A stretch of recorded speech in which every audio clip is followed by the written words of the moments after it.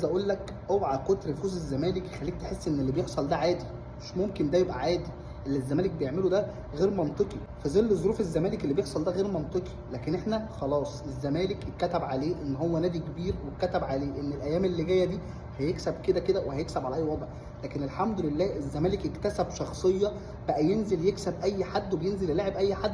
هو الطرف اللي راكب، الطرف اللي مهيمن على الماتش ومهيمن على احداث اللقاء. الزمالك بقى ينزل الماتشات عنده ثقه في نفسه، واللعيبه عندها ثقه في بعض وفي المدرب ان احنا نازلين احنا الافضل. الفرق اللي جايه تلعبك بقت تيجي تلعبك وهي عارفه هي الطرف الاضعف، لان الزمالك نازل بثقه بتهز اي حد. الزمالك اكتسب شخصيه ان هو بيكون نازل الماتشات يكسب، شخصيه ان هو نازل الماتش مهيمن على الماتش ومخلي اي فرقه نازله خايفه منه ان هي هتخسر وحاسه ان هي هتخسر في اي وقت.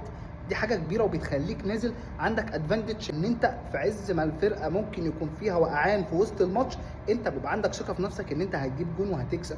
ده يمكن خدعنا في ماتش انبي واحساسنا ان احنا هنكسب في اي وقت، خدعنا والماتش راح مننا. لكن ده على المدى البعيد بيخليك تكسب ماتشات كتير حتى لو انت ادائك ما كانش اعلى حاجه. الزمالك امبارح دخل في امتحانات وضغط على اللعيبه، لكن انت كنت ملتزم ودفاعك صلب. بعدين صح قول لي، هي الكوره كانت مكسب وايه؟ مكسب وايه؟ معتمد جمال خلانا ننسى الكوره كانت فيها ايه تاني غير المكسب. يا جماعه فرقه المليار هي اللي تعرف الكوره فيها ايه غير المكسب. والله نسينا الكوره مكسب وايه. في حاجه بس هتموتني، رجوع عمر جابر للتشكيله الاساسيه. انشيلوتي بتاعنا الرئيس معتمد جمال، انشيلوتي القاره. انا والله يعني هموت واعلق واقول لك مش عارف ايه، بس مش قادر، استحي اعلق واقول لك انت ليه بتلعب عمر جابر على حساب محمد ابراهيم. ونفسي نشوف حل في موضوع يا جماعه حسام عبد المجيد ده. حسام عبد المجيد ده صعب قوي يا جماعه. يا جماعه انا نفسي افهم امتى طلع ترند ان حسام عبد المجيد ده مدافع تقيل ومدافع بيعرف يطلع بالكوره. يا جماعه حسام عبد المجيد ما بيعرفش يباصي، مش ممكن، لعيب بشع في الباص. احنا لازم نشوف حل في موضوع عبد المجيد ده يا جماعه. عبد المجيد ده صعب قوي، انا بقول لك صعب والله يا جماعه. بيدي محاضر، بيباصي محاضر لاصحابه، الكوره بيباصيها لك. انت لازم تبقى ميسي عشان تعرف تستلمها.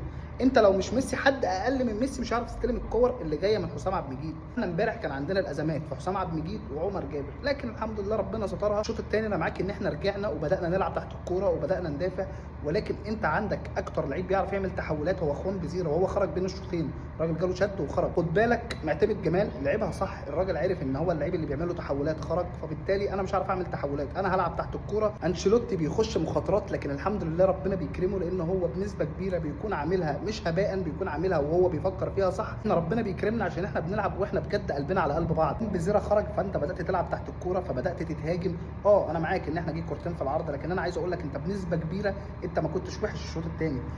رجعت ولكن كنت متماسك دفاعيا. فوز مهم خارج ارضك، الحمد لله ربنا كرمنا في فوز صعب. انت تخرج من الجزائر